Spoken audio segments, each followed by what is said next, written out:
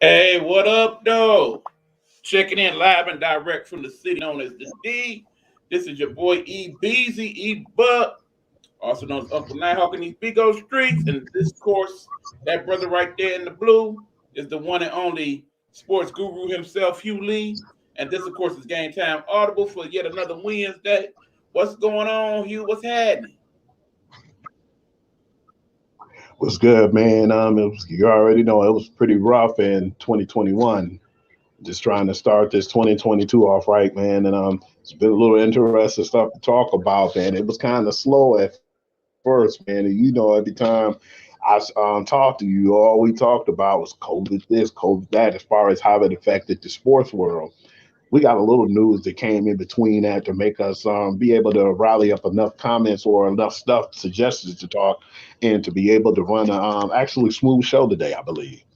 Yeah, but keep in mind, our guest Despite star all on this this show, as it has been, our guest star as it has been the last year or so, will be Kobe. He will be checking in from time to time when we have some of these discussions, unfortunately. And then, of course, we also got to talk about the cash money because some of that comes into play along the way as well. So that being said, we are ready to talk to y'all. It's a new year. We missed y'all. We're ready to talk these sports tonight. So we're going to have y'all go ahead and check in, get your drinks together, get your snacks together, share the live with all your sports-loving buddies. And when we come back, what's our first topic tonight, Hugh? Novak Djokovic, man. I definitely want to hit into that because when I saw that, it didn't blow my mind, but it was like I thought that, it make sense. That's all I want to say. Just make it make sense. Much like some of the other stories we're going to talk about tonight, there's layers to this, okay? So when we get to that story, it's a couple things that you didn't think about, and it's a couple things that I'm curious about. So we're going to go through the whole story on that and many other things. If y'all wondering about AB, yeah, at some point in the show, we definitely going to talk about your boy AB. So fear not, my friends. This is Game Time Audible. That's Hugh. I'm E Beezy. And when we come back, let's get it popping. Sure. What's up, everybody? Eric Buckner here. You know Miss EB, Young Easy, Eric Buck, all that good stuff. Anyway, I'm here to kick it with y'all about this little podcast I've been doing. I talk trending topics. I talk about the stuff we as people need to talk about. I talk about some things, actually, that people kind of want to shy away from because we got to have these discussions, folks. That's how we get better. You know what I'm saying? But anyway, hold on. Yeah, so anyway, I do it Tuesdays, 8:30 p.m. You can check it out on Facebook, on YouTube. It's a good show. I say get into it. Yeah, you want to know the name of the show you said? Hold on. Hey, you! Get off my lawn! Yeah, anyway, that's the name of the show, by the way. Get off my lawn. Check it out Tuesdays, 8:30 p.m. Let me go ahead. Nighthawk Network presents Pastor Sean Love. Pastor Sean Love, devoted father and husband, a residing pastor at the River Ridge Bible Assembly in River Ridge, Michigan. Join him as he gives us messages from God's Word, Bible study, and encouragement. You can find him on YouTube under Sean Love. Hello. It's another glorious day, my T-Sippers, and you know what time it is. I hope you have all of your comfort together because it's time to dish tea. And you're dishing tea, darlings, with Big Meat. Can't wait. It's time to dish tea with Big Meat. It's time to dish tea with Big Meat. It's time to dish tea with Big Meat. It's time to dish tea with Big Meat. Darling.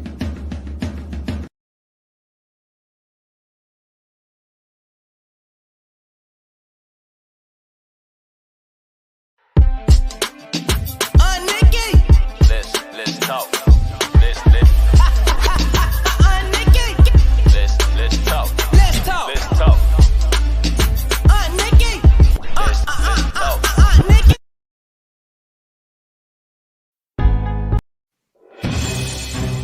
We're not asking for your permission. We're not seeking your approval. We're claiming what's ours in the name of our ancestors. We are their answered prayers. This is more than a movement. This is a revolution. Black innocence. What are yours today?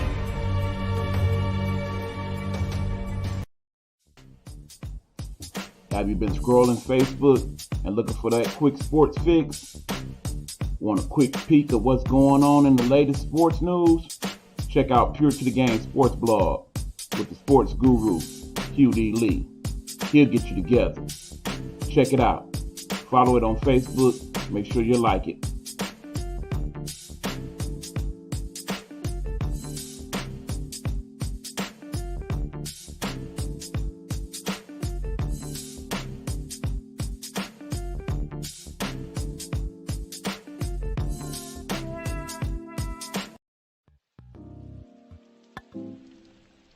The views and or opinions expressed here on Gametime Audible is that of the host and or guest, and does not necessarily reflect those of the Nighthawk Network or its affiliates. Viewer and listening discretion is advised.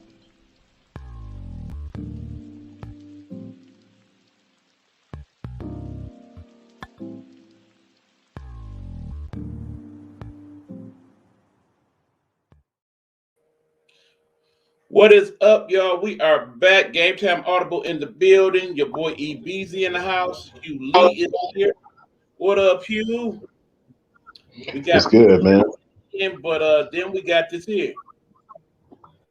Who the Rudy Blue hell are you? I don't know who that be, but hello, I guess. We got Queen B checking in the building. Thank you, Queen B, for checking in. No, my friend, I cannot. I am doing my podcast right now. I don't do any PKs when I'm doing my podcast. I let everybody know that ahead of time.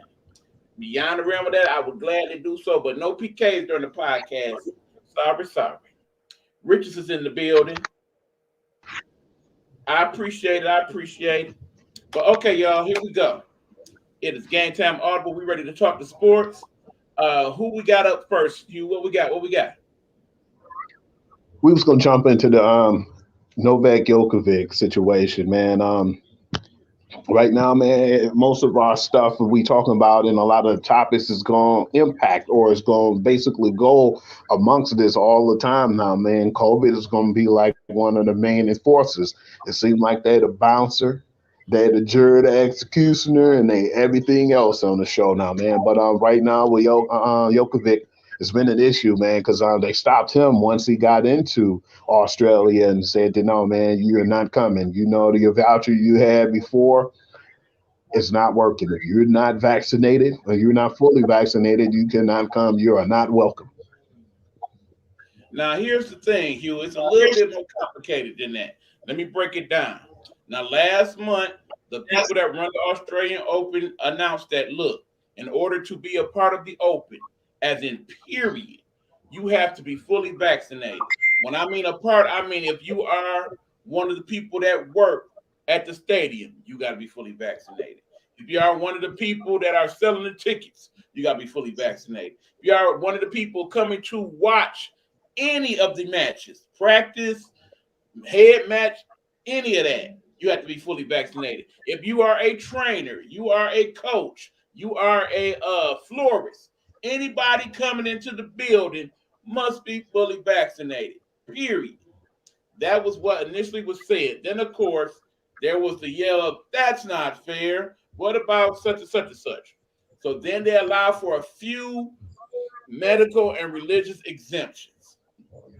However, if those people were to get that, they in turn had to be tested every single day. Now, apparently, we have learned that Jovac is not vaccinated. He has not spoken out as to why, but we do know from previous tournaments or whatnot, he is not, and at this point has chosen not to. Apparently, in order to play in the tournament, keeping in mind that he is the defending three-time champion in Australia, he basically went and got supposedly a medical voucher stating why he could not be vaccinated. And it was approved, supposedly. Now, what happens is he tries to enter the country under the regular visa that he normally has, and they're like, hold on. I thought you had this other visa saying this is why you don't have to be vaccinated. And when they basically looked at the paperwork, like, nope, this is your regular visa. Based on this information, no, no, no, sir. No soup for you. You can't come in. Now, they basically said if that's the case, all you got to do is fill out the right paperwork, and they'll have that cleared up in 24 hours. Presently, he's still somewhere in the airport area because that has not been cleared up, and is being questioned not only by the Australian Open officials, but by the actual Australian government itself. The Prime Minister of Australia has spoke out on the very topic saying, hey, if that brother ain't vaccinated, then we're going to send him right back home. I don't give a damn who he is. He could be my mama. No, you can't come in. So, what's going on, me there to CJ? Thanks for joining us, bro. In as well. What up, bro? So my thing is this, Hugh. Should they let that brother in because he is the Joker and he is basically the most winningest male tennis player of all time? He has won millions of dollars. He is probably the overwhelming favorite in the Australian Open. Should he be allowed the exemption just because he is who he is, or should he have to deal with the rules that everybody else going by? I think I'm gonna go with B. I would say just because of his name, just because Novak Djokovic, they should let him in. But at the same time, it's like this. The problem is Michigan, of all places, it spread it like wildfire. The numbers went down, and we up so high right now. I'm surprised nothing's being shut down. I don't want to get into that, and I don't want to talk about it. I don't want people to get into a panic when they hear me say that. But at the end of the day, he already know what's going on, man. This is his job. He was already warned. And like you said, even if he had the voucher, why didn't you bring it with you at the time to actually go and play? That was your excuse. I don't know his reasons why he said he's unvaccinated or didn't have it. But at the same time, if you had that voucher, why not represent it then when you can? Your regular visa is not going to get you what you was going to get with your voucher. So it didn't make no sense to me that he didn't bring that with him. That's why before me and you even talked about that discussion and before we went on air, I said, make it make sense to me. Absolutely. Absolutely. I mean, bottom line is, personally, they're going to work out something. We know this. Yes. Because bottom line is about that other friend of ours. And in the end, Australian Open already a little shady. We know we ain't got no Serena going. It's still 50-50 whether we're going to get Naomi Osaka going. Of course, Venus is not going either. Several other athletes are choosing to skip Australian Open because they also choose not to be vaccinated and deal with the rules thereof and all the protocols that will have to take place. So when you have the main attraction not there, you definitely taken away from all sponsorship and such. So bottom line is they're going to make some exception for him. It's all just talk. He'll be there. He'll probably win again. He the Joker, okay? They need him there too because all the people you name not going to be there, man. That's a problem. They want to see star power. And I think they'll make an exception just because of the fact he is the Joker. And he is the number one player in tennis. Now, yeah. All right, we'll catch you, mediator. Thanks for checking in.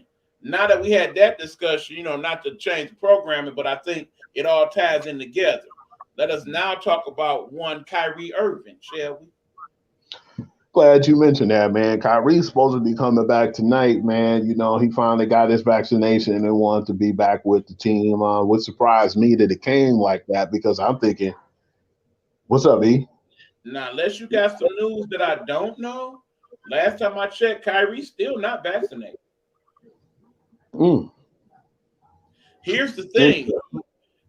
Kyrie is being allowed to come back at this point due to the fact that there's a shortage of quality players in the NBA now due to COVID protocols. So they made an exception a couple weeks, in fact, saying that, okay, well, Kyrie, we don't like how you got this set up, but for the time being, what we will do is we will allow you to come back with the understanding that, no, you still can't play in New York. because of all the restrictions, but on the road, you can go play with the team. And what happened was that very day they decided that, they, of course, had to test Kyrie to make sure he was all good. And guess what? He wasn't all Yeah. good because he had been hanging out with KD, and KD wasn't all good, and KD was hanging out with so-and-so, and he wasn't all good, and they all ended up on the COVID list. So actually, Kyrie would have been back a couple weeks ago, but had to wait that 10-day period in order to be allowed to play. So, of course, he tested negative, but then, of course, the next 2 games they had, once he came back, were in Brooklyn. So he couldn't play those 2 games. That's why he's coming back tonight. But as it stands at the moment, he is not going to be allowed to play in New York due to the protocol. Question then. Okay, so if things wasn't going as bad, in the NBA, so you telling me if things wasn't going as bad and they have more star power, then Kyrie would have been an afterthought. But now they need him as a favor. They wanted to make these exceptions. Pretty much. That makes the NBA look weak on their stance. Well, no, I understand. I mean, I don't know how much you've been watching of late, Hugh, but if you pretty much check out basic game A, B, or C, you suddenly notice people that you ain't seen in the NBA in years. You got people like Joe Johnson playing in the NBA. I definitely seen Joe Johnson in Boston. Like Isaiah Thomas playing in the NBA. You got. I've seen him in LA. You basically got Lance Stevenson that bounced around for 3 different teams the last 2 weeks in the NBA. These are people that have been out the league for years. But suddenly they are doing it. You got more people get more prominent minutes. You got Dwight Howard playing more in LA because of the protocols.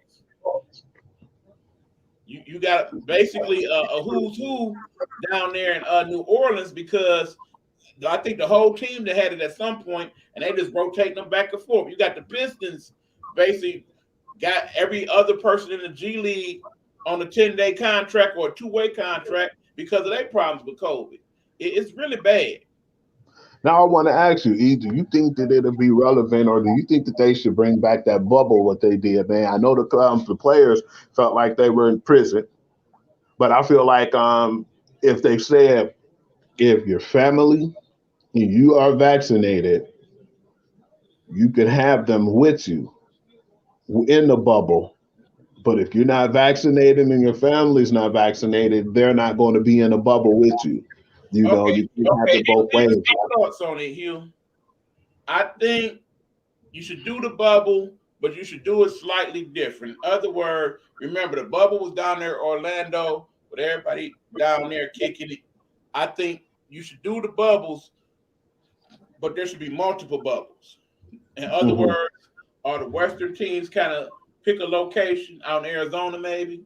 Or the Eastern teams pick somewhere? Or the Midwest teams? And you basically got 4 bubbles, okay? And then you actually shut down the season for a week, redo the schedule to where it all makes sense. You basically have this certain flights that they take to back and forth to these various bubbles, and you work it out that way for them. As far as the NFL goes, I think they should do the bubble like they did the MLB bubble, where basically they had the 2 spots where the playoffs was held, and I think that's what they should do for that, because clearly we're looking at a situation now where COVID is going to decide at least 2 or 3 teams as to whether they make the playoffs. Not they play on the last week of the season, and I don't think that's fair. Understand, on the one hand, you look at Green Bay and the fact that they missed Aaron Rodgers for those couple weeks. If he had played, they might damn near be undefeated right now. But on the other hand, you look at teams like the Lions and what they went through. If all those people had been healthy, we might actually be looking at a season where we pulled off a few more wins. So on a Jets level, probably like 4-11, 5-11 on that of that nature. That part. But going back to the original subject, y'all, Kyrie, bottom line is, will he make an impact for Brooklyn? Sure. The thing is, with the whole role thing and that thing, it's going to throw off the chemistry of that team. Absolutely. One night, there you is, and all 3 of y'all playing and y'all dominating. Then 2 days later, y'all playing the Knicks, and y'all look like an entirely different team. Y'all got to come with a whole separate game plan. Basically, with Kyrie, without Kyrie. That's a lot to ask. That's a big ask, even for a veteran-laden squad like that one. Yeah, man, that's a lot to put on a team anyway, as well, man. He's definitely affected that club with all the stuff that's going on. And when they actually gave him that opportunity, I would have took it myself if I was him, But at the same time, like you said, it's going to definitely throw off their chemistry, man, because you're going to have nights with James Harden and KD and him going to be in the game, and they're going to look like a fine, machine.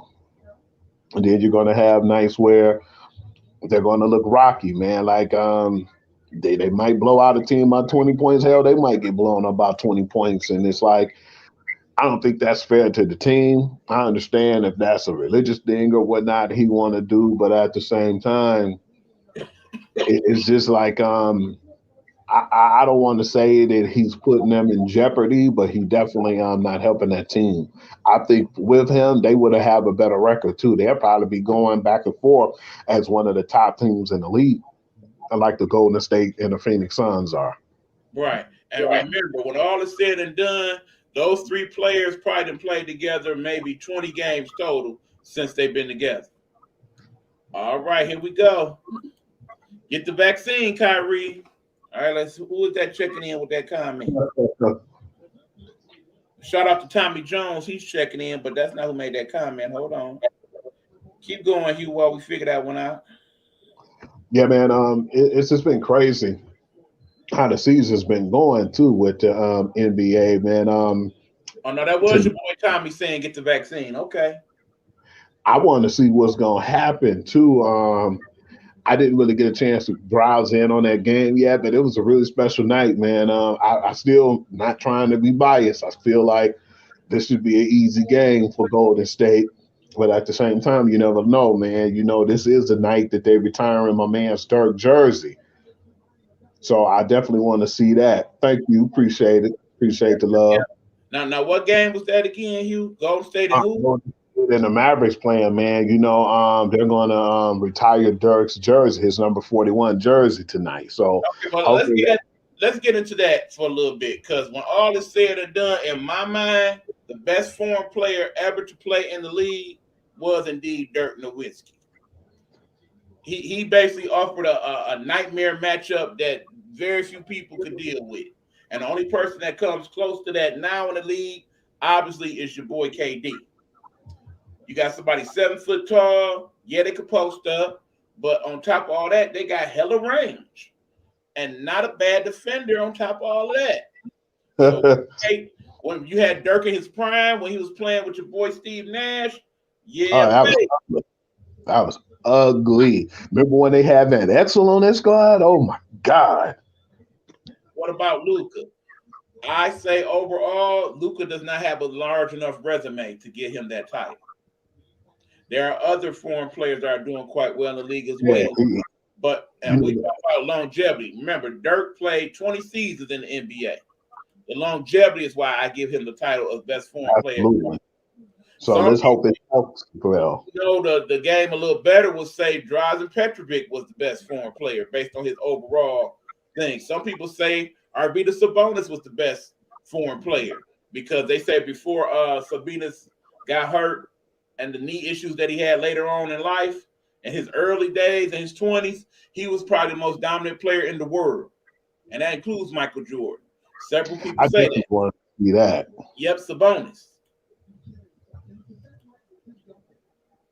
Yeah, we actually got I'm not going to say the greatest Sabonis, but we got like a shell of what he was earlier. Like you said, he came in the league when he was 30 and he still put on some good high caliber performances. But at the same time, man, we got the shell of who he was, man, with all the injuries. I mean, bottom line, for those of you who like a little history lesson, go ahead on YouTube and type up Arvydas Sabonis. And they have some of those old clips. You'll kind of see what I'm talking about. In terms of a big man that could pass and could shoot, yeah. They were kind of hoping that they knew Darko was the next Arvydas Sabonis, but here in Detroit, that worked out. And I like my man's Deadlift Shrimp, too. That was my guy. Another good foreign player. Agreed. But then, we can't talk about them without talking about my homeboy Goog, too, because, Goog, before Goog got hurt, man, he was in that argument at one point. Right. And then, of course, since we're talking about Luka, don't forget about his teammate. Back in those days in New York, it looked like he was going to be the next big thing. Oh yeah, Kristaps Porzingis, yeah. But not quite himself these days. So I don't know, man. I think New York got the best of that deal. We had that discussion before. They definitely got the better of that deal. right. And truthfully, if we want to talk about who's the best foreign player in the league now, let us not disrespect the two last MVPs when we talk about the Greek Freak and of course the Joker, young Jokic. Yes, sir. Them two pretty good foreign players in their own right. Mm-hmm. Injuries hurt his career. Sabonis, absolutely they did. Oh, absolutely. Absolutely they did. Remember when he played for Portland? That year they had Scottie Pippen and Steve Smith and a few other great players, and they still couldn't beat the Lakers. The boys had Sean Kemp. They had everybody. They had a real nice squad that year. It was like, let's get everybody together to get these dudes. And that seemed like that was their mentality. Exactly. I think Damon Stoudemire was on that team, if I remember right. Remember that? Yes, dude? correct. Him and Rashid. Right. You know what happened with Damon Stoudemire and them, man. You know, Who are you? I don't Damon, know you, man. the boy Damon stay off the weed. You got some Russian homies I don't know about you. What's up with this? No. I know we international and everything, but dang. Shout out to my Canadian homies checking in on the Beagle. I see y'all. Big ups to the international love. What's going on? Haji Han checking in from Taiwan, I believe. So yeah, we got a few people in the house, but some of these folks are ready. Was up 15 going into the fourth quarter. Why was Steve Smith playing point guard that game? Steve Smith was a point guard. I ain't gonna argue that. He was. He had shooting guard ability, but more or less, remember, Steve Smith goes back to the Michigan State days here, and he very much was a point guard at Michigan State. So I ain't completely mad at that, but they did have better qualified people to run the point at that point. So I get you. That was a good history lesson. Hey, E-Man, I was interested into talking about the women's basketball, man. You said you had something to tell me because I wasn't really hip on it over Damon. Okay, understand. We have that same problem that we had last year, folks. And that problem is the fact that COVID is starting to take games off the schedule in college basketball. There have been several games that have been postponed, moved around, canceled, what have you. Now, the problem is that some of these games, of course, were television games. And because schools have television and television money that's coming in from broadcasting these games, of course, they want to get their money in. Here's the problem. Many of the women's games, not televised, at least not nationally. You might get that local broadcast or that school broadcast, but most of the women's games are not televised. So as a result, some of these games, they just straight up get thrown off the schedule. Like, well, ain't nobody trying to see y'all two play each other, no way. Off you go. No problemo. The problem is we got Title IX so that everything is fair and above the board for both the men and the women. So it's not fair that the women are not allowed to play their full slate of games, but the men are made exceptions for because of the cash profile that has been created. Now, bottom line, in order to get women's sports more coverage, we need to start having more women's networks, more women's sponsorship within women's athletics. I think that definitely would help that part of the problem. But also, we got to start having more people speak out on it. People like us to say, hey, that ain't fair. Why you do them like that? That's wrong. Like I said, yeah, they make the exceptions for the Tennessees and the Baylors and obviously the UConns and the Stanfords and the Notre Dames, the top 10 programs in women's basketball. But for the men, it's like even Eastern Michigan missed a game or two, and they still rescheduled them. And they basically are in the MAC. You know what I'm saying? So I just wanted to point out that unfairness. But then also what you're missing from not seeing a lot of the women's basketball this season in college is the fact that we're getting a pretty good season going in college basketball on the women's side. It's a lot more parity than it's been in the last several years. Usually either Notre Dame or Stanford or South Carolina, Tennessee, UConn, they dominate, and basically everybody else is okay. Let's see who makes the tournament to play them in the Final Four. This year, I can honestly say I don't know who we're gonna get as the champion. It is definitely more of a level playing field, especially since the unfortunate injury of my homegirl Paige Beckers. UConn, amazingly enough, is not even ranked in the top 10 this week. Do you know how long it's been since UConn has not been in the top 10? No, sir. I know it's been a long time though. Over 20 years, sir. Over 20 years. That's the last time UConn was not ranked in the top 10. That's a phenomenal run. That whole program. They actually have 3 losses. This is the first time in almost a decade and a half where they have lost 3 games in a season. Tell me how incredible that is. That's amazing, man. You definitely got to give credit where credit's due. In the regular season, they have 3 losses. That's almost unheard. Even on some of the UConn teams that wasn't really all that, you still only got 1 or 2 losses. And it don't even have nothing to do with COVID as far as UConn go. They just started to face better competition. Mm-hmm. And then if you look at the scoring in women's college basketball is down. Not because we're not getting as good of players, it's because the defense is getting better. We're getting more concentration on half-court sets as opposed to running gun with some of these teams. I mean, men, the basketball average is down a little bit as well, but it's a different story. I think that's because we started to get more three-point shooting games similar to what they're looking to do when they get the pros. But yeah, we're missing all that with protocols and how they're playing it. Again, it's not fair that the women have to see on a second layer or second tier to what the men are allowed to do.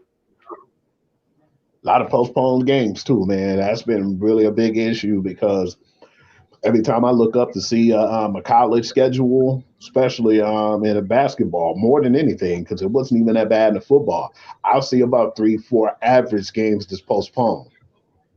Yeah, but it only makes sense to you because right now, like I said, do you know in the last 7 days, we had over 1.5 million positive cases of COVID throughout the country? Man, that's ridiculous, man. That's just in the last 7 days.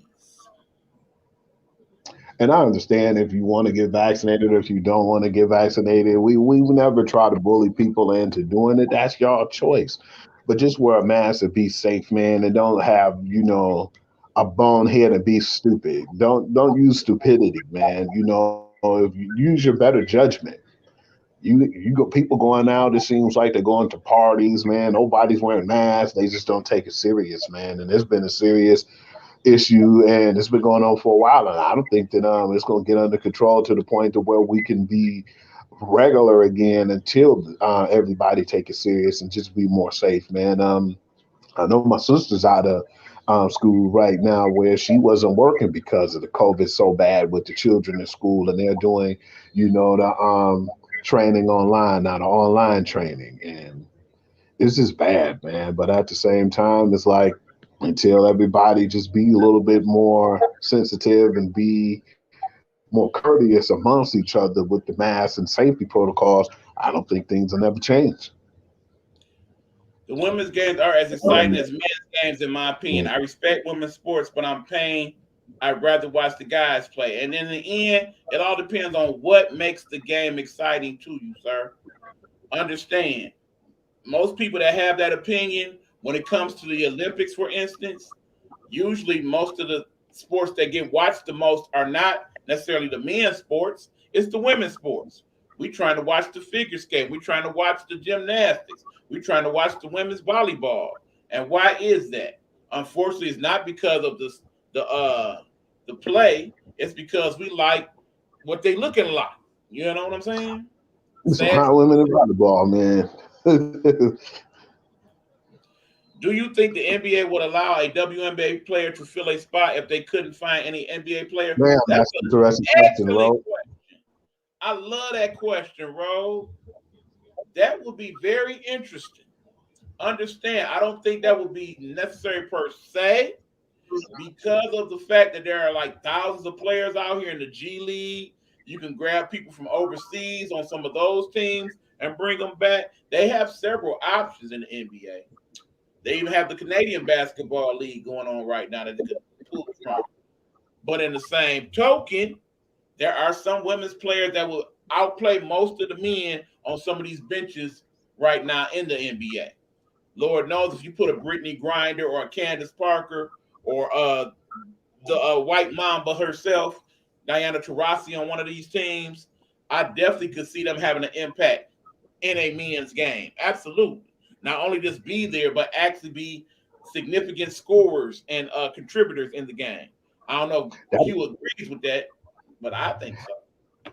I actually do agree, man. Not only just because of that perspective, but we got to look at it too about the revenues that they'll make, man, and how, say, for instance, if Brittany Griner or one of the ladies come over from the WNBA and people see how it's damn near even playing field, or if they playing lights out on one of these NBA teams, they'll be like, damn, if they playing like that over here in the NBA, let me go over and check out and see what's going on in the WNBA. Kind of get more sponsors that way too, man. I think that'll elevate both of their games, but let alone that'll give WNBA the credit they deserve, which I'd be excited, man. And that's a good that was a hell of a question, man. And I definitely think that that'll help out in both places, man. As far as the And revenue. then, of course, here's something that was kind of kicked around for a few years, but I would like to see that subject come up again at some point. At one point in time, about 5-10 years ago, they talked about potentially having a co-ed league. Would a co-ed league be something you'd be interested in? I definitely check out a co-ed league just to see what's up, man. Because a lot of times when we watch the All-Star breaks, man, it's funny to me because the guys make the best perimeter shots and the easier baskets, but it seems like when they have it where the more baskets you shoot, the further you got to go to shoot and win the contest. Most of the women, man, like 80%, usually hit the deep baskets, man, because they have more range on those games, and it was pretty interesting to me, man. Definitely to see that. But yeah, man, I definitely would like to see something like that because it'll educate more people too to watch the WNBA, like I was saying. Because remember, I haven't really watched that much of the WNBA, but when you told me to watch the championship games and the playoffs, it was really interesting to me, man. I was intrigued. The answer to that, sir, is yes, absolutely, I do. Like I said, I think people like the people I mentioned before. When Paige Becker comes back and is back to full health and becomes a WNBA player, she'll basically be 6 feet tall. Even at that height, I think she could be rather effective in the NBA. She's a great shooter, and she's an excellent passer of the basketball as well. It all depends on what you want. I mean, think about it, particularly with the style of play as it is now in the NBA, where it's more running gun. Let's just shoot this three and then kind of sort of get back on defense. You don't see a lot of low post play in the NBA these days. You don't see a lot of people worrying about protecting the basket and whatnot. It's pretty much shoot it from as far as you can, pass it, get some transition baskets. That's definitely something I can see women doing in the NBA or the WNBA for that matter. They talk about because people like yourself like a faster pace and dunks. Putting the basket down to about 9 feet for the ladies so they can dunk. Having them have a little smaller ball so they can grip it and all of that. In the end, I'd rather them keep the style of play the way it is in the WNBA. It's a different type of play, and I think to those people that truly give it a chance, you can learn to respect it. It's more like chess to me over there in the WNBA. They play with a more cerebral style, man. It's not like they run a gun and all, man. They usually have like just better strategies. That's what I should have said. It's more of a strategy. Right. Now, those women can see lights out. Yeah, now since we went there, Hugh, and I already see where you lining this up at before we get to your favorite subject, let us go ahead and knock this one out. Okay. We know the Olympics is coming up in a few weeks. And, of course, there's already discussion as to who will go, who might not go. President Biden already came out and said that none of our None of our officials are going to go check out the game, so there'll be no sending the vice president or the secretary of state or none of that. But the athletes are free to go. Again, there are certain countries that's saying, "Hey, I don't know, man. I don't know if I'm gonna send my athletes." The way COVID is now, what do you think, Hugh? First of all, do you think they're gonna have the Olympics? And second of all, are we looking at one like the one in Japan, or you think we're gonna work something out between now and 2-3 weeks from now? Man, it's gonna be difficult to even think so, man, because it's 20 something days away, man. It's how many, like 29 or something like that? It's not even that long. I think it's like a good 20. 3 weeks. It's like the end of the month, first of next month, something like that. Yeah. Because even the advertisements wasn't even as precise as they normally be. I see Terry Crews, advertising it, and I was like, okay, yeah, the Winter Olympics coming about, man. But then when you have people who are not really anticipating and showing up for it, man, I thought that the Summer Olympics was going to be pretty rough, man. But, I definitely believe this Winter Olympics is not going to get as much play as it could have, And the crazy part is, just like the show perspective or anything else you do, when it's summertime, you're going to be out and about doing more things. When it's winter, most times, what are you doing? You're snugged up in your house watching TV.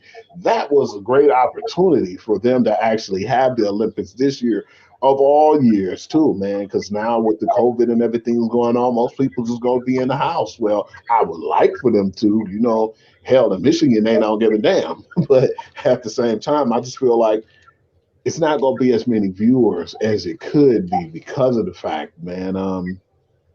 I just think that kind of messed up a lot of things that's going on right now, but it's a good opportunity. I'm gonna check it out due to the fact, like you said, man. I'm gonna be at the house in the winter, man. I don't usually go out, but just sit up in the house, watch a little bit of TV, see what's going on the Olympics. But if it was any other year, man, I probably wouldn't. But I don't think it's going to be as much viewership as we thought it'd be. I would be surprised if they say it'll break a record or whatnot. But at the same time, I just don't really feel like right now they're going to put their all into it. Because, like I said, man, I was surprised that the Summer Olympics got what they got, man. I think a lot of people was going to watch it. I definitely really wasn't. But I definitely can't imagine me, watching the Winter Olympics. And I'm not trying to be funny. We was talking about this earlier, man. Ozark coming back on. I seen Euphoria is gonna be back on pretty soon. You got This Is Us doing their final season. You got Blackish doing their final season. Yeah, it's a lot of other stuff to watch. Cobra Kai. I'm watching season 4. I'm in season 4 of Cobra Kai. Man, who I can't really make no promises, and I feel like this is the best time that we could watch Olympics. But man, there's so much stuff that I got to catch up on, man. And after binging, because I binged so much stuff while I was on vacation, I just don't really see the numbers going to do that well this year, And at all costs, I think that's going to affect everything, man.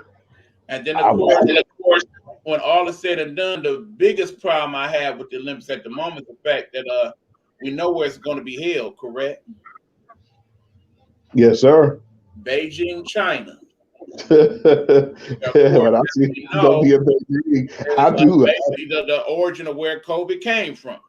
So that's all we need to send our athletes there, and in the process, come to create a whole nother variant that might be more deadlier or more contagious than anything we've known so far. So something told me too before we talked about this one, like I boycotted the summer ones. That's the way I see that. So if y'all expect to think about the Olympics here, probably not so much. When I looked to see that was them who was hosting it, I said interested. And I just kept it moving, man. I ain't even really look into it, get into none of the topics to see what was going on. That was just the interesting take for me, man. And it's like, it's a hard pill for a lot of people to swallow. Basically, it's like when you say that too, and the way it comes out, and I can hear the anger in your voice, it's like, that's what other people probably say. It's hosted in Beijing. Y'all got some nerves. Right. That being said, though, the only good thing about it would be if they do have crowds for some of these sports, I promise you, all them Chinese folks, they will be masked up. Most definitely. They'll have even nice, colorful masks and all of that. So if anything, they'll set a good example for everybody else. But beyond the realm of that, not so much. I'm catching up and binge watching everything I need to this winter, brother. I hear that. So okay, that being said, where we at now, Hugh? What's next on the menu?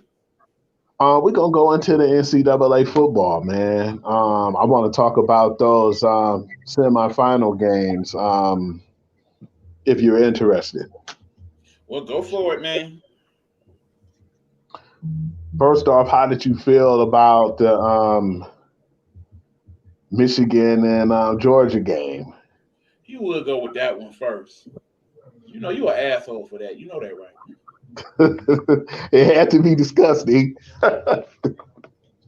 What's going on, Miss Jotty? Okay, first of all, we got to keep it real. Michigan, they came, they showed up, and they got showed out on. They came with a lot of bravado and confidence and all that. We belong here, and we gonna show them. They ain't show Georgia a damn thing. Georgia beat that like it stole something. Okay, it was a complete and utter abomination. Okay, I know what the final score was and all of that. The game was not that close. They had mercy on us in the second half. Let's be honest, okay? Michigan and Georgia are two different programs in terms of levels. It's levels to this. And Michigan showed that they basically on the same level as Cincinnati was. They wasn't ready. They wasn't ready. Some of them You know played what? like a college team playing a high school team. It was sad. It was really sad. I felt so My, bad.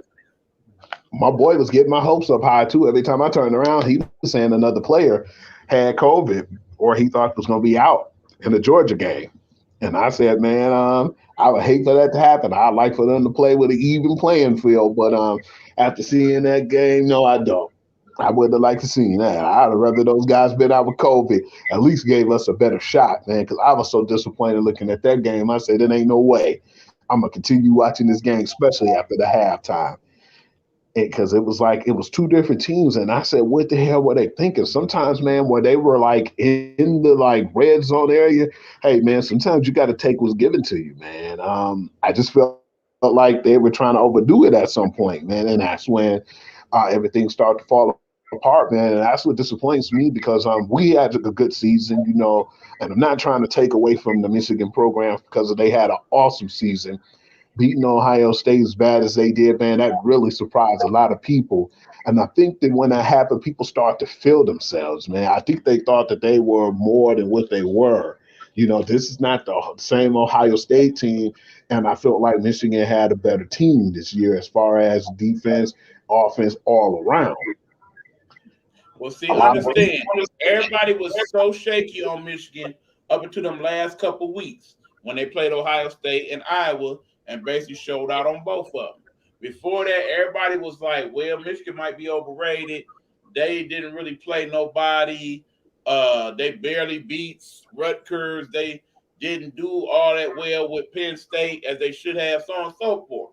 Yeah, they did have a couple close games, but in the end, you got to remember, it's kind of was a rebuild project. When you look at the year before and how we played and how a lot of those players got swapped out for others, it definitely showed that we are in the process of becoming a better squad. The one good takeaway I did take away from the Georgia Michigan game is the fact that when they put some of the younger players in, some of the backups and whatnot, we got a very promising future. There are a lot of very good upcoming freshmen and sophomores on that Michigan squad. I'm very much looking forward to, particularly quarterback J.J. McCarthy, who basically was an All-American and all of that. You definitely see what Harbaugh saw in him during parts of that game, particularly in the fourth quarter. I'm pretty sure both of them will be back at Michigan next year, McCarty and also Cade McNamara. But in the end, I think it's McCarty's team now. I think yeah, McNamara got him as far as he can get them. I think you need McCarty and his ability to not only scramble, but also with the stronger arm to carry us to that next level. Because otherwise, we're not going to beat teams like Georgia or Alabama with what we got right now. And our offense will be better next year because we got some better offensive recruits. Remember, our number one receiver basically was out after the first game. And we yeah. were working with a bunch of freshmen and sophomore in regards to that. And many of them will be back next year. So really looking forward to what we do next year. So That being said, Georgia was number one most of the season for a reason. They showed it. McNamara needs to go into the portal, man. That's his only way of really, I feel like, finding him another job or, rejuvenating himself, man. With that game, I was definitely disappointed. I thought that Michigan was going to put up a better fight, but at the same time, too, man, I feel like people, their arrogance, man. A lot of people, when we were doing well, I heard a lot of people say, we want Georgia, or we want Alabama, but I don't think that's the actual, that's not what you want right now. I just feel like we need to focus on building and making us a better team. Like you said, man, they're doing better, man. They're making strides, man. We're moving in the right direction. It Mm-hmm. just showed me too that Georgia was a little bit more prepared, man. Sometimes I get upset with hardball because of that too. I look at a game and I'll be like, well, damn, when he's winning, they look good, but when they're losing or they're on the ropes and they're taking away what we do best, it seems like sometimes he get a little rattled in those situations. The long and short of it is, Harbaugh took a pay cut to do what he accomplished this year. Pay that man his money. Pay him his money. He should be one of the top 5 coaches in the NCAA when all is said and done. Because Roll it out there from Michigan would have won. what he got coming in the portal and what he's got coming in terms of recruitment, Michigan will be back where it need to be real soon.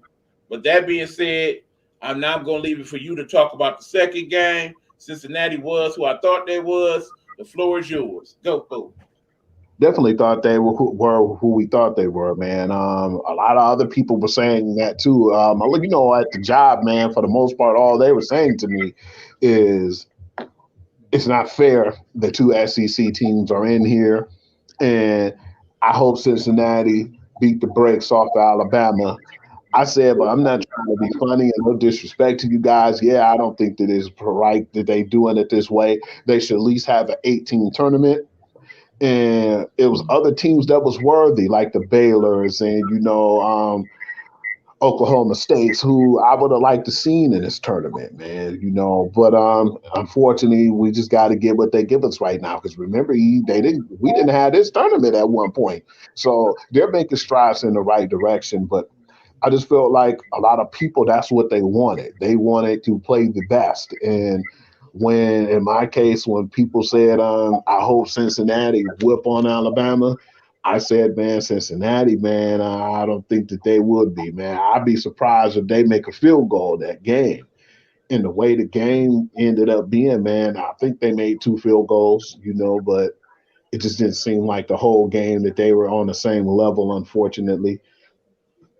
We want to see teams playing, but at the same time, when you see things like this, or when you see the result of these playoffs, that's why people are like, well, that's the reason why we're picking and choosing who's going to be in the playoffs versus, having the ranked teams and having like a full out tournament, because they're looking at it like some of these teams shouldn't even be in it. Because people say, how come Cincinnati was the number one? Because they didn't get beat.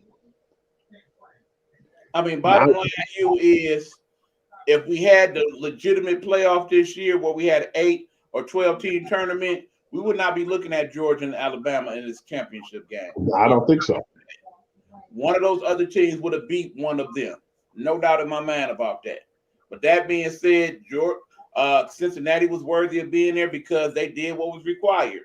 They were an FBS team. They beat all FBS teams. They were undefeated. They were in the top 5 that whole time. They deserved to be there, plain and simple. Were they overmatched by everybody else in the tournament? Absolutely. It don't matter which one of those 3 teams would have played the Natty. They probably would have won, and that would have left the other 2 teams. With that being said, as much as we all hate it, when all is said and done, SEC teams do appear to be the superior conference in the NCAA right now. So it should come as no surprise to most of us that once again we're looking at a Georgia-Alabama rematch. That being said, Hugh, as much as it pains me to do this, I got to ask you, who you think going to win it? Man, I'm rolling with Alabama, but I wouldn't be surprised if Georgia beat them, man, because of the fact is it's hard to beat a team twice, E. I think if this match showed, the first match showed them anything, I just felt like Georgia didn't play like Georgia. They played a little too finesse, and that was their calling. But I can't say Alabama have their number. But I definitely feel like that now that they know a little bit more. But at the same time, it seems like regardless of what I'm saying, yeah, even though it's hard to lose twice to the same team, but it just seems like I don't know, man. It just seems like Nick Saban has Kirby Smart number, man.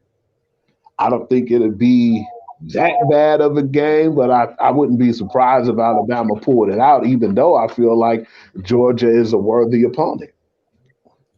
But bottom line is, as much as I hate to admit it, I believe you are correct that Alabama will pull it out and beat Georgia.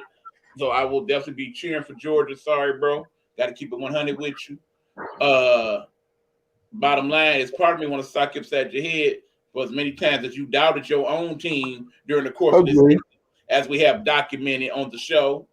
But when all is said and done, I was the one telling you, don't worry, they'll be there. The factory's still the factory. They still Yes, got one sir. of the top 5 recruiting classes in the country. Yeah, they got people entering the portal, but just as fast as they got people entering the portal, they got people coming back out of the portal to come play there. So bottom line is, we looking at a game where it's going to be at least 25 to 30 players on that field that we eventually will see on Sunday. And because of that, Yes. we'll get a nice quality game. Should be a decent scoring game. It will definitely be a game worth watching. And when all is said and done, one team will probably beat the other team by about 7 to 10 points. More than And this, likely, that'll be Alabama. But if it's Georgia, I wouldn't be surprised, nor would I be mad. I wouldn't lose no sleep either. I definitely wouldn't, especially too because of the fact that when you look at it, that they have all these young guys on the Alabama team, man. Only seniors that I was familiar with is John Mechie. So that's dangerous, man, to see how they're there right now with that young team. So yeah, I wouldn't lose no sleep because Kirby is going to be in a rebuild mode after that, man. And Alabama already seem like they're building on top of what they already have. Right. And then again, as I pointed out with Michigan, yeah, there's a lot of seniors on that defense, but a lot of that offense is still very young. So many of them will be back next year. So that's why I say Michigan should be right back in the mix. Same with Ohio State on the other end.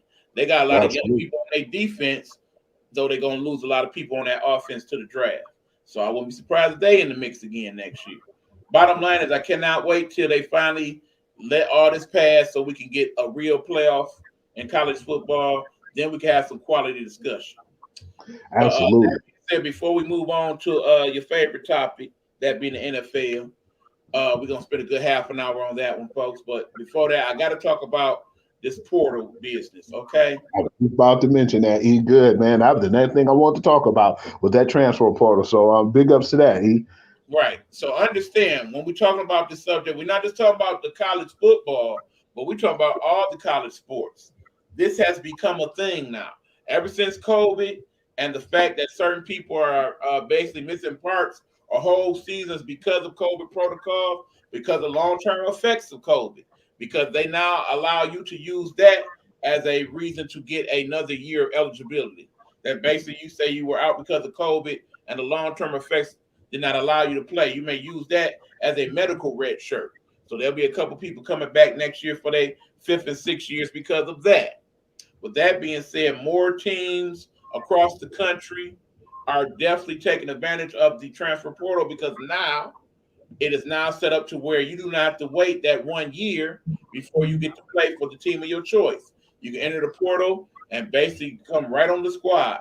There's actually been a couple players during the course of the season who entered the transfer portal and was allowed to play for that other team within the season, as far as the NCAA football went. So that being said, more people taking advantage. Another reason why the portal is a hot item now is because, remember, you are now allowed to be paid for your likeness and your name in regards to all the college sports. And people are taking advantage of the fact that, okay, this school, I could go work at Jiffy Car Wash and make an extra 50, or at this school, all I basically got to do is show up and put on my social media, I like Blue Burgers and get an extra 5,000. Yeah, I'm gonna go on over here with them. It may be as simple as that. But other people, it's like, well, I done went to this school for 3 years. I don't hardly get to play. But yet here at Northern Illinois, they need a quarterback, and I know I'll play right off. Ask Mr. Lombardi about that. He probably a third or fourth round pick now because he made that decision to leave Michigan State and going over to Northern Illinois and break down there every other MAC passing record there is. So yeah, depending on what your situation is, you're doing that. But again, it's not just the football. You got baseball, basketball, volleyball. Basically, any major NCAA sport right now are having people enter the portal and go to other schools to make a better way for them or make some better money for their pockets. And quite frankly, I ain't mad at it. What about you, Hugh? Not at all. Because it's like basically the portal ain't nothing to me but free agency.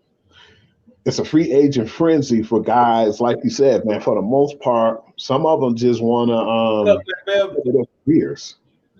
They want to go ahead and, like you said, if I've been at a school for 2 years and I ended up being one of your top recruits, and you had a guy who was already there and he's still playing lights out, and I'm like, well, man, this is my second year here, man, and I'm not even getting the chance to even play.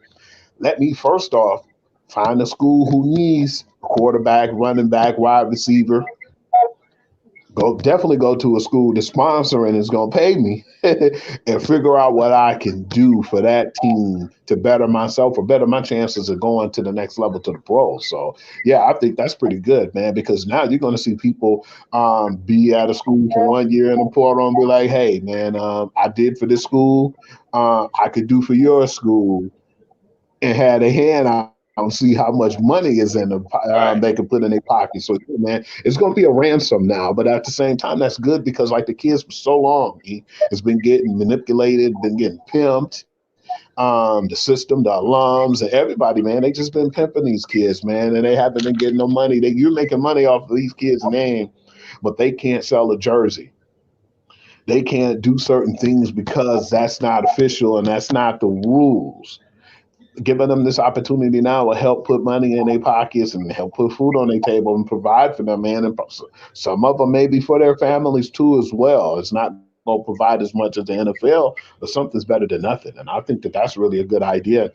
And I'm just glad college finally gave these kids that opportunity. And like you said, not only just in football, but basketball, baseball, you get a better chance of getting a better career and to improve yourself if you feel like you're in a position to where you don't feel like you'll be able to succeed in one of the schools. True. You always have that option.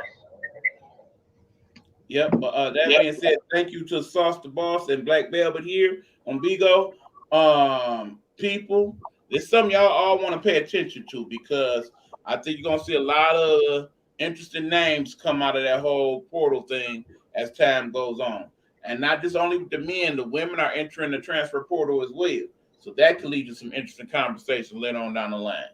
With that being said, we're going to take a commercial break so we can get some libations going on. And when we come back, you know what the guru really wants to talk about. You got to get into his favorite. That would be the NFL. And, of course, we got to go there because next week, as in this week here, is the final regular season game. So we got some stuff to talk about. Not to mention, we still ain't talked about your boy AB yet.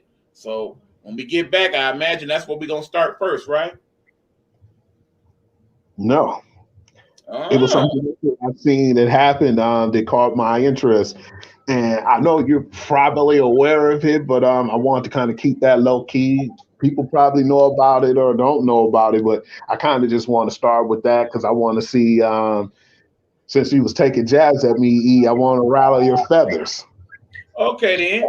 So we'll see what he got up. And then, of course, while we on the break, we're going to check some of the games going on tonight and get y'all some updates on that as well. So this is Gametime Audible. I am E. Beasy. That's Hugh Lee, the sports guru. About to talk his favorite sport, NFL. When we come back, man, as soon as I find that commercial, hold on, y'all. Hold on. Wait a minute. H2, I'm thinking of you at this moment because, you know, we both always had this problem. We miss and loved you, too. We miss you, H2. All right, here we go.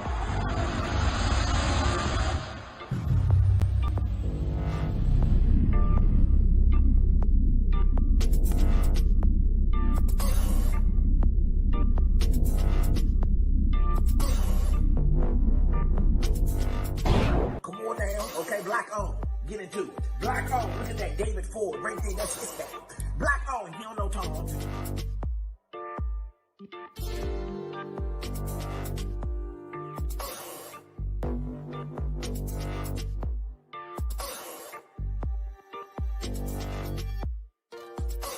Look at that, David Ford, that's his thing. He don't know Tom. Yeah.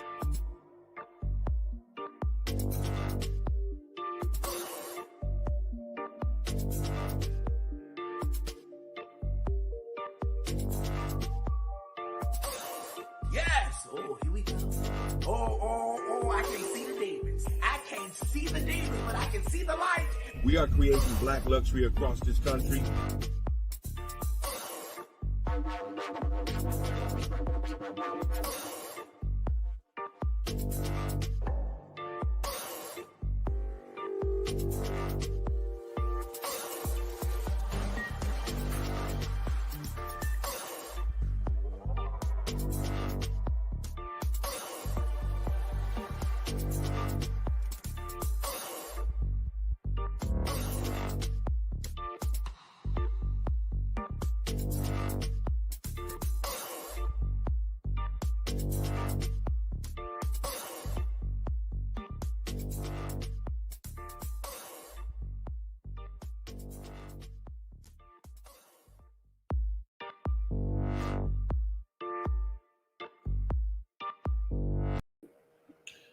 All right, we are back. Gametime Audible in the building.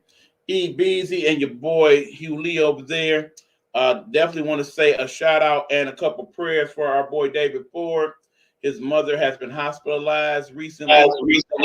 Is going through a difficult little stretch, but we are praying that she will get stronger each day, and that God's plan is not for her to join him at this point, but to still stay among us in the living.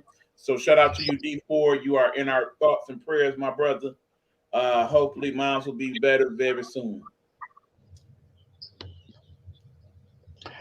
All right, E man. No. Hugh, first of all, you're gonna say yes, D4, right? Oh man, absolutely, man. Definitely praying for the family and all, man.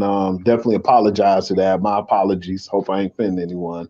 No. I'm just anxious, but no. Before you go there, Hugh, let's get some of them quick updates. We got a full NBA slate tonight, folks. So right now, let me give y'all some updated scores. At the half, we got the Timberwolves beating the Thunder 49-36. We got the Bucks beating the Raptors at home 77-68. We got a very tight one over there on the game of the night between the Warriors and the Mavericks. Mavericks actually winning by 2 right now on Dirk Nowitzki night. You got Pacers at home beating the Brooklyn Nets, who should have Kyrie playing right now. They are beating the Nets by 12. We got the Celtics beating us. Well, actually, the Spurs are up on the Celtics 76-71 in the third. We got the Rockets beating the Wizards. Rockets actually playing pretty good these last few weeks. They have. Yeah, you got the 76ers beating the Magic 97-94. And right now, the Charlotte Hornets are beating the hell out of my Detroit Pistons 131-96. We might as well call that game. Yeah, that's pretty much a done deal.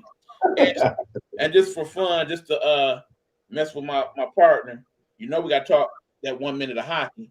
We got the Oilers and the Maple Leafs 2-2, and the Blues and the Penguins. Blues 3, Penguins 1. The Kraken is the expansion team this year. You want to make some good money right quick? Bet against the Kraken. They offer. All right, let's move on.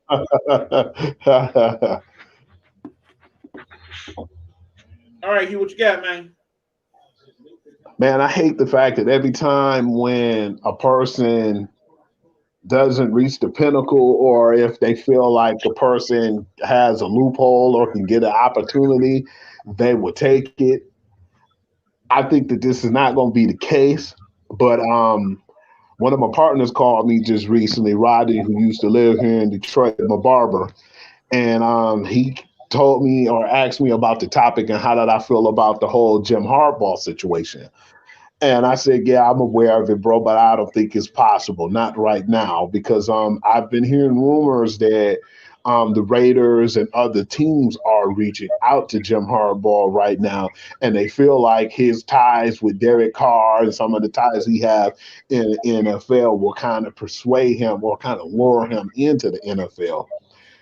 And Every year they try to link Jim Harbaugh to somebody's squad. You know that. That should come as no surprise to you. when I heard that, I said, I don't really think so, man. I felt like he's doing well and he's taking the program in the right direction. Now, I would say if he lost to Michigan and Ohio State, it'd have been looking shaky. But at the same time, I still feel like right now, like you said, man, as good as they're going in the direction of the franchise or just the whole college itself, I don't see that happening no time soon, man. So yeah, man, I heard about it and I was like, you're going to probably hear a little more. Some guys might be intrigued and get lured into the NFL, but right now, I don't think that'd be a good idea, man. Learn from Matt Rule right now. Please learn from him. I think it's only one job that you could get Jim Harbaugh to leave his dream job for. And that job currently has a head coach, but if he could not bring further improvement to a certain team that wears Honolulu blue and silver, then I can see a possibility where he may consider that job. Beyond the realm of that, he ain't going away.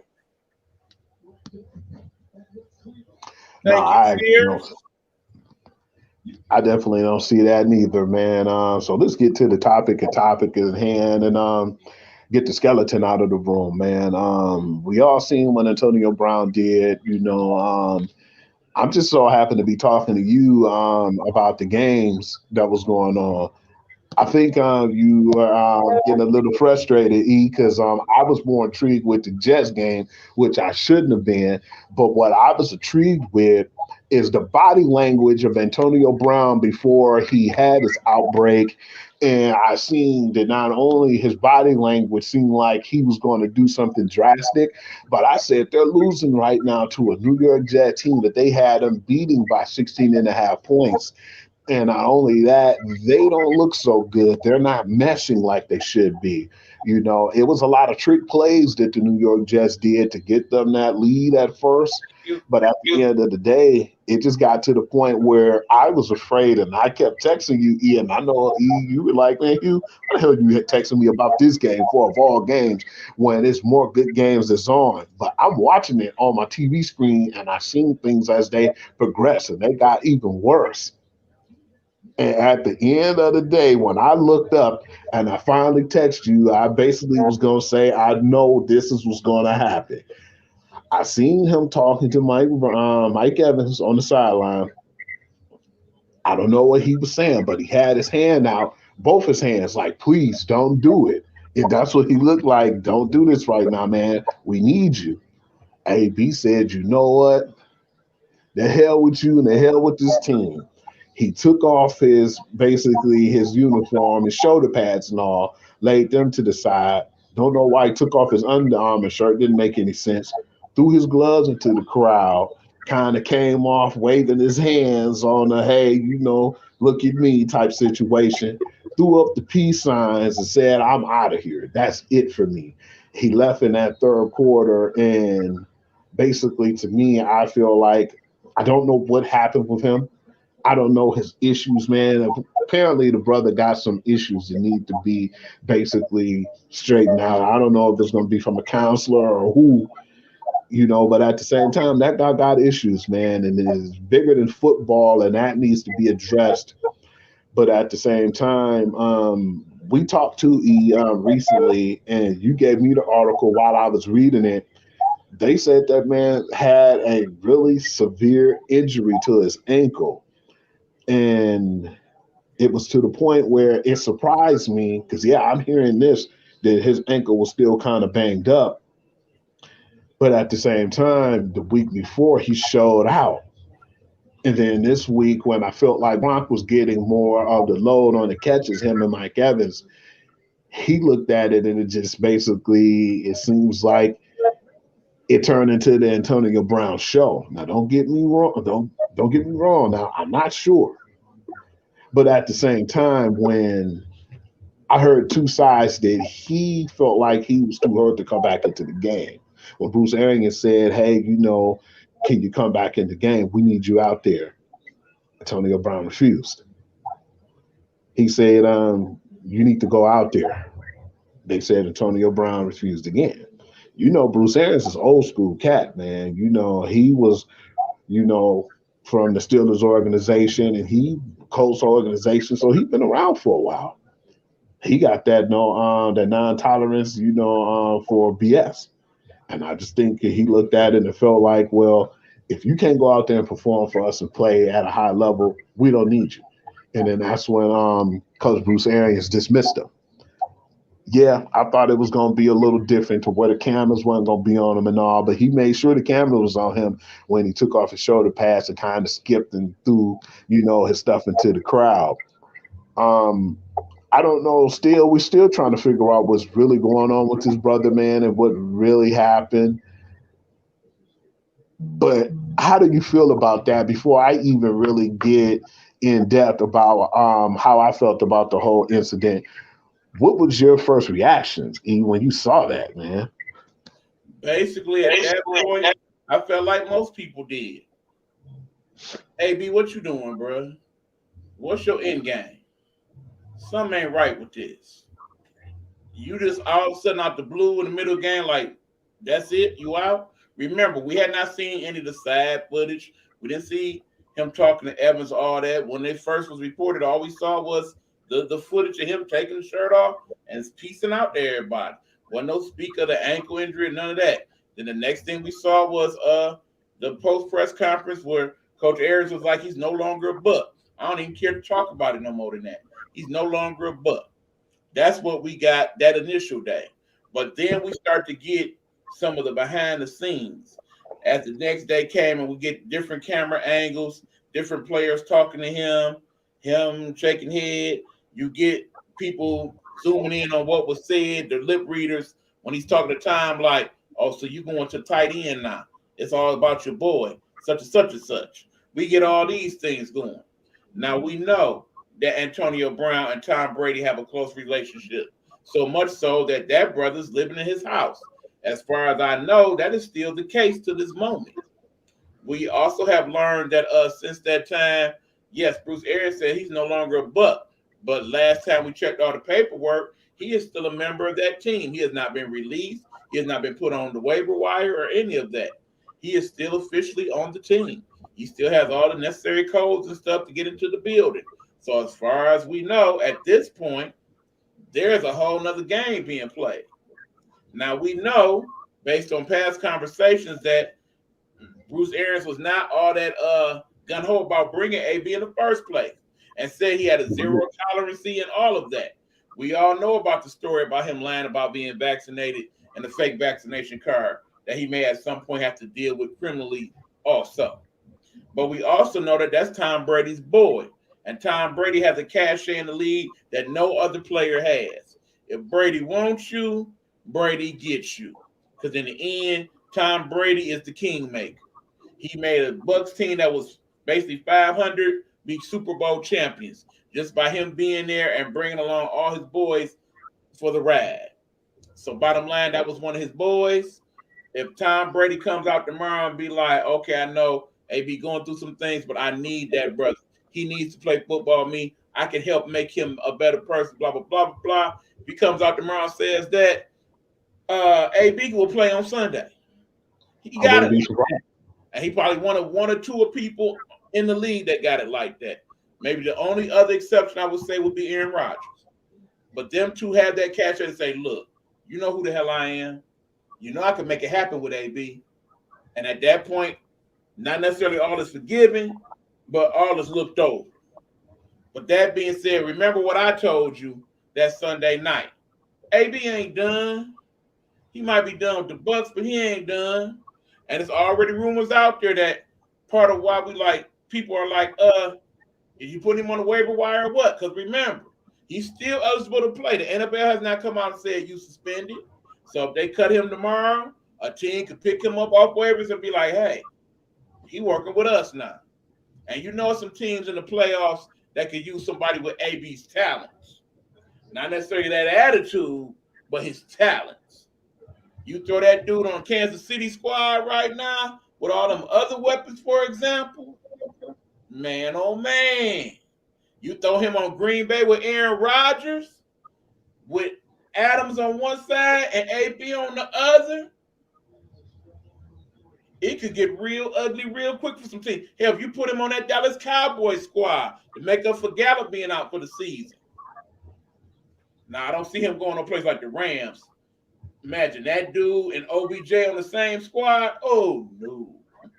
No. That won't work. But for the most part, any other playoff teams, they'd be all but happy to have AB. So it may just be an underplay for the overplay at this point. But clearly, there's more going on behind the scenes, especially when Tom is not the only person saying, we just need to give him some space. He going through some things. There's more to this story. Yeah, because Tom definitely said, and a lot of people were upset with him when he said it. And I had to understand too, regardless of the fact we all know about the issues and stuff now, man, that goes on with people like with mental health. We wasn't really educated on that, man. But we were kids, man. When kids were outspoken and did crazy things, man, we'd be like, this person's crazy, man, and his family must be crazy, or the person was weird, or we'd be like, man, let's stay away from this person, man, because he's a ticking time bomb. He might, flip out and shoot somebody or whatnot. Let's stay away from this kid. I'm gonna try to be on his good side because we never know what's going on. And us as men, unfortunately, for many years when things happen, man, we supposed to bottle those issues and suck it up, and we've never known, man. And a lot of people make fun and said it was CTE with AB, and he has it bad. It's like, man, when Tom first came out and said what he said about it's a lot more issues with him versus what we saw. Mental health is something people got to take seriously, man. And that's why I was upset at first. I said, damn, man, he gave up on Tom Brady when Tom Brady needed him the most, man. And I was very disappointed. Despite that, I feel like that was still a hell of a performance to go down and do the 93-yard comeback on the Jets. But at the same time, he got it. As far as him playing and getting another team to play for, how many people are going to have to tolerate that? Yeah, the talent definitely trumps probably his actions at some point. But when your actions starting to trump your talent, because it's not really like he really was lights out last year. He was great with Tampa, and he helped with key plays when needed. But it wasn't like he was the Antonio Brown with the Ben Roethlisberger. It wasn't that same Antonio, where he was getting 100-some receptions and like double-digit touchdowns on the regular. But when your attitude and the way you carry yourself start to trump your play, that's when it's the issue, man. And like you said, we don't know what's going on, and we'll figure out and find out more. But when your actions start to outdo your play, that's why I think what's going on right now. But yeah, I don't know what's going to happen. I looked up to, and when I seen their injury report, Antonio Brown was on there, and they said not injured related. Because understand, this is so crazy. You got T.O. saying that AB crazy. Even T.O. saying you doing something wrong. And we talking about T.O., okay? You got Chad Ochocinco looking at you funny. And we talking about Chad Ochocinco. And some of the stuff they do. Yeah. Well, them guys looking at you crazy, man. And I know you heard the Skip Bayless, and when him and Shannon Sharp was talking, man, they feel like social media got him gone right now. That's what they think. They think more or less social media gave him. One thing. Right now, Shannon Sharp is not an Aaron Rodgers or Antonio Brown fan. He ain't too much happy with neither one of them, bro. Yeah, he old school, and he played by that code, man. And that code is not there no more, it seems like, in football, man, where a lot of stuff didn't leave that locker room, man. He can't come back in my locker room, Skip. I'm done with him, Skip. He quit on me. He quit on me and my teammates. He gotta go, Skip. And you know what's crazy about that too, Ian? Everybody talked about that, but the first thing that was being talked about before he had that, that crazy outbreak on the sideline, you heard, you knew what happened before that everybody else was talking about, and would have been it would have been a big issue until that went on. What's that? Jalen Ramsey punched one of his teammates in the face Oh yeah, over an argument with the Ravens. I actually saw that live. That was the first quarter they got into it. And yeah, it wasn't no get out my face. It's a you dumb mother punch. And they basically had to be separated the whole rest of the game because that was just that box. Like anytime they got close to each other, Jalen was in that dude's ear. So I don't know what happened there. But clearly it wasn't nothing friendly. And all the fights and every crazy thing that's been going on the sidelines definitely wasn't as big of a topic as Antonio Brown, man. Because remember last week, man, we had the two Alabama players on the Washington Redskins get into it, man. One of the guys walked up, pointed his finger in his face, and the other one punched him and had to been separated, man. And people looked at that and was like, man, that's really crazy. Why would they fight amongst each other, or why they hate each other that much when they're teammates? They're used to winning. Understand, Hugh. Normally the conversation is what stays in the locker room stays in the locker room, but them type of fights break out all the time in the locker room. But again, that's in the locker room. It's rare that you see them take place in public. That's crazy too. That's why I think Shannon Sharp's not a new fan. He's not a fan of the new NFL, man. They let so much go out on camera and on the sidelines and everywhere else, man. They don't keep it in home. They don't keep it home, man. They keep it. They don't care where they at. If they got an issue, they're going to put it out there and make it be known. But I just feel like it was better when everything was in the locker room, man. Things are starting to get too tight. Listen to Shannon Sharp. He ain't a big fan of them miking people for sound either because of some of the things that get talked about during the course of a game. So there's that. Yeah, I probably won't want people to be up in my face with a mic or have me mic'd up neither, man. But that being said, Hugh, everybody in every game got some people on the sideline mic for sound. I know in the next couple of days, by the time we get to next Sunday, they will have some audio on whatever took place on that sideline with Antonio. Absolutely. That's what I'm waiting for, man. I'm glad you said that because I'm definitely player on the offense talk to him at some point. I know one of them dudes had to be mic'd for sound. Agree. Man, I want to get into some of these games too that's going to happen, man. Surprisingly, we got two on Saturday, but I'm not going to talk about that KC Broncos game because that ain't even going to be. Here's the deal, Hugh. We're going to have to keep it push because we got a good 15 minutes. Otherwise, we're going to have a problem on the show. We're going to leave it at that. So let's get. All right. Let's go. Let's hit this 15-minute mark. All right, Cowboys, Eagles, man. I feel like Dallas right now having like a brink, man. Something's wrong. It's a chink in their armor right now. Do you feel like on the road against Philly that they could slip up and possibly lose? I'm sorry, H2, but I want the Cowboys to lose so bad. I really do. For two reasons. One, because Cowboy fans get mad as shit when their team lose. Out of any play between them and New York Yankee fans, when their team lose, they get so salty. They get real salty, and I love it. Did you see that meme I put up about them when they lost? Man, I stopped looking at your memes. Your memes are hateful and hurtful, and half of them get on my goddamn nerves. Not First to mention off, the fact I went on my Instagram, what was that, Sunday night, and I couldn't even see nobody else's post because all I was getting was Hobie, and all your losing, crying men. Like, damn it, man. I'm trying to see the goods.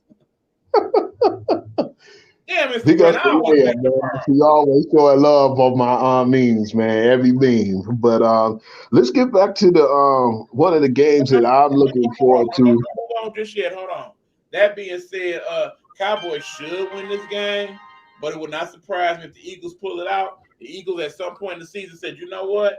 We got to change up this whole offense. It's time to modify this to where we can make Jalen Hurts succeed. And so when they did that for a more running-based offense, similar to the one he was running at Oklahoma, that's why they're doing better. So in the But that end, boy can throw that Cowboys thing too, though, E. get to the first round, they end up going to Green Bay or Tampa Bay, and then they take that L. And then I cannot wait to see Monday morning when we go to Skip and Shannon's show, and then we go over there to First Take, Stephen A. with the Cowboy. Oh, you know he gonna act a mother smirking fool on your boy Michael Irving. He gonna be so salty. Oh yeah, you know he can't wait for that, man.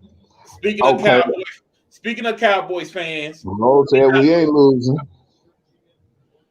All right, Ro, I hear you. I think Dak better ball out too, man, because it ain't like he really been balling out as of late, man. What's been saving him is that defense, man. I don't know what the heck going on with him, man, but I know what's going on with Dak. Dak ain't 100%. That's what that is. That brother still some type of hurt. You can tell because when it come time to scramble out the pocket and make things happen with his legs like he's done in the past, he ain't been doing it. Been very hesitant. I don't think that brother's 100%, but because he's making that money, he got to play it out. Hey, Jamaica Doll, what's going on? You know, I feel like one of the great games that we seen last week, man, was the Bengals in Kansas City. But how do you feel? And I know you may not really be as interested, but this game been bulked up and they changed it. They tweaked this whole game right here. We get the game all right, hold on. with the Chargers and Raiders. Hold on. Okay. Quick public service announcement.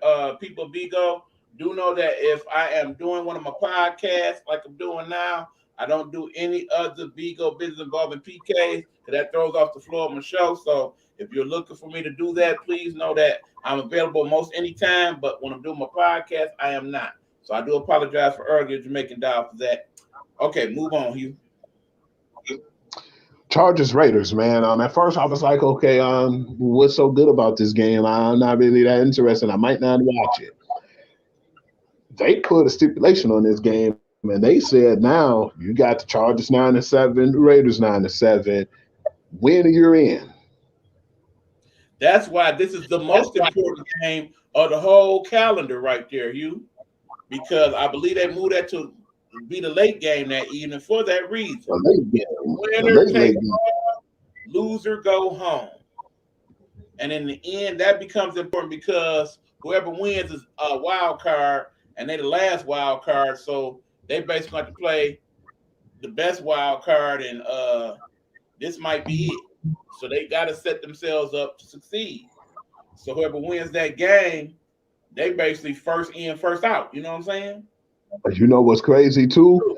Whoever win that game might have to turn around and face Kansas City, man. Because at first I was like, well, yeah, they play the Broncos. I think they're going to handle the Broncos if they put anybody in, because if they don't have nothing to play for, they still do. But I'm not sure about that though, because the Titans play the Texans, so they might not have nothing to play for.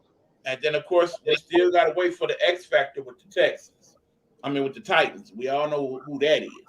But that being said, the Raiders get in the playoffs. Kudos to them for pulling it out after the craziness that happened early in their season. Hunter Renfrow is a beast, but that being said, they up out of there in the first round. Absolutely, and I agree with Chargers, you, on the other hand, if they get in the playoffs, they could be dangerous. Yeah, that's a dangerous squad over there, man. They had some COVID scares and a whole bunch of stuff going on over there, man. But if I think that we can't use the excuse of injuries no more, because they've been relatively healthy for most of this year.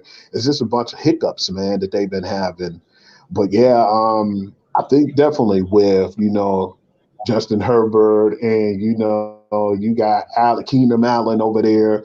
You got Mike Williams, man. That's a dangerous team. But then I can't forget about Austin Eckler, man, because that dude is explosive. You know who Austin Eckler remind me of, man? Darren Sproles, man. Not as much speed, but he remind me of Darren Sproles, man, and that's like a heck of a compliment for him. But yeah, I definitely interested in seeing that Actually, game. in terms of his usefulness, I kind of think of him more as a running back version of Wes Welker. He kind of Mm, reminds me more of that in regard to that's his play, awesome. especially since That's awesome. he does a good job No, of catching out the backfield as well. yeah, that was an awesome. But You no, know, the and one advantage that I definitely think also that the Chargers will have is the fact that it don't matter if they play at home or away, because it's going to be pretty much a away game. Period. Never in the history of football have I seen a team be in their home stadium and get more people cheer against them as the Chargers. Even though the Rams play in that same stadium, I swear pretty much yeah, every game the Chargers play at home be an away game. They get you've all been type of turnout from the opposing people. It's crazy. you've been hearing. Have you heard the rumors yet? Either eventually soon, what they're trying to do, I guess, is because of that disadvantage of being at home. I heard that they're trying to move elsewhere now, take that team to Oh no, no, another. no. That's not a rumor, Hugh. They're already building that stadium as we speak. You can look Mm, that one up. And if you think SoFi is beautiful, they say this one's gonna be just as sweet. Talking about a $2 billion+ facility that they and some of the college teams in the area gonna play in as well. So it's gonna be something nice. You know, I had to throw this one in there too, E, because this is going to be a game of significance too. We don't want to talk about nothing that's not relevant. And Oh, if you by the want, we way, can. hold on. Let me also mention that stadium. They're also supposed to build the new Clippers stadium next to it as well. So that's gonna make it Oh, even more. definitely interested in that, man, because you know they've been sharing arenas for so long, man. Exactly. But yeah, go ahead, Hugh. 49ers and Rams. I wanted to save the best for last, man. That game was going to be really crazy because Stafford has to play better, man, because I was surprised they won that game. But the reason they won that game against the Ravens, it was because of momentum. When Huntley, my bad, when Huntley threw that interception, that kind of changed the pace of the game. But just imagine if he would have kept the ball or just played it safe, man, and ran, which I thought he was going to do. I said, man, you shouldn't be trying to throw the ball all over the place, man. You basically, No. Imagine, if you will, that he wasn't playing at all, and the person that was supposed to be at quarterback was playing. Lamar don't Jackson even played yeah, that game. Not only did the they would have Rams won. lose that game, they would have lost by a couple touchdowns easy. Agree. So on that being said, the 49ers and Rams game, man, I think it's going to be a really interesting game because it seems like the 49ers always had their number, man. Just like before when I used to see the Seahawks play the Rams, so the Seahawks always lost to the Rams. No matter how good of a team or how bad of a team the Rams were, they always had the Seahawks number. But I think the same thing could be said even when the San Francisco didn't have a 500 record. You know, they beat the Rams, man, for some reason. But Stafford's play is going to have to improve because if Stafford's not playing to a high caliber, those two picks that he threw will definitely go back for scores. And not only that, I think if they played San Francisco when San Francisco's vibing with the Debo Samuel and Brandon Ayuk and all those guys, I can't forget the big guy, you know, the tight end, you know, with Kittle. But if George Kittle and all them playing at a high level, and you make those mistakes, I definitely don't feel like the Rams will be able to pull it off. So that's going to be one of the more intriguing games, too, because I believe if the 49ers win, is it that they have to get some help, or if they win, they're in, too?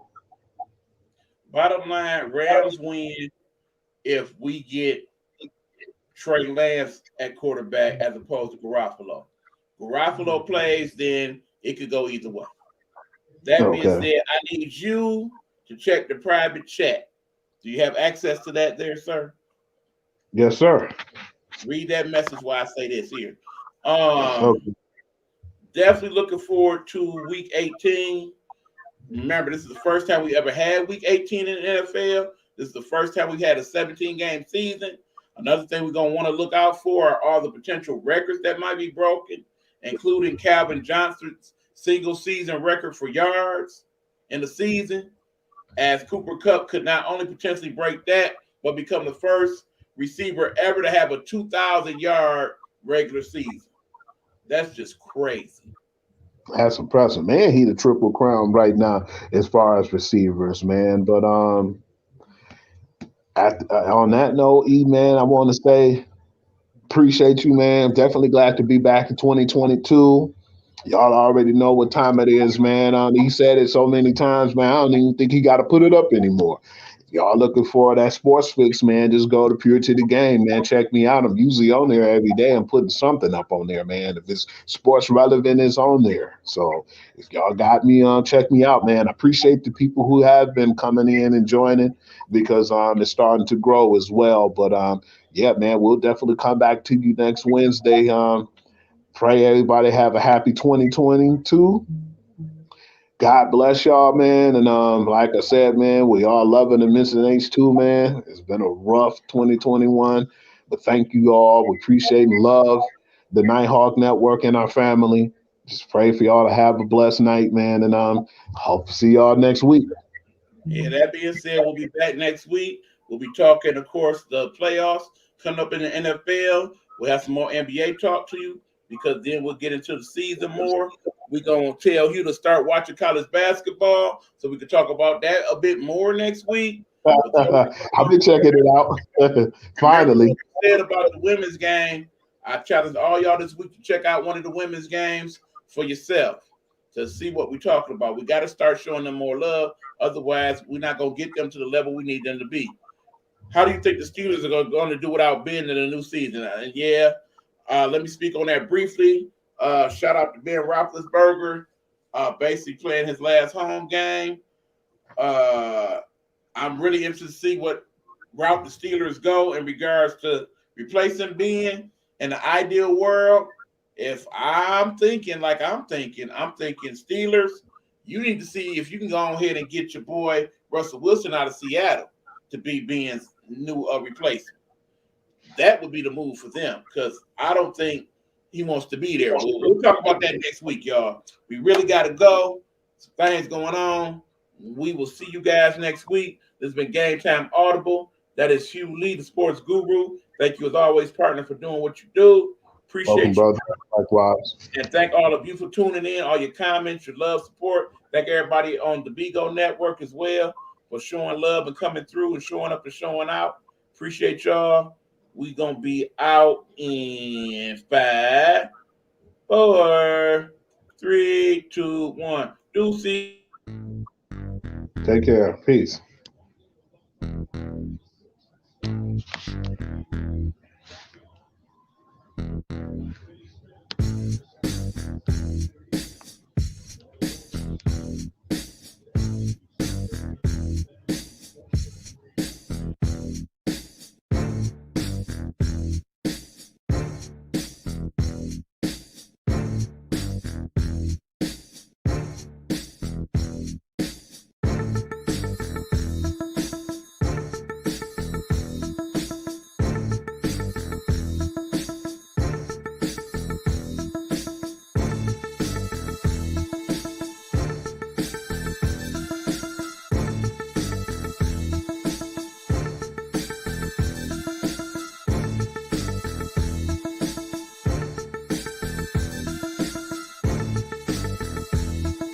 Gametime Audible is a Nighthawk Network.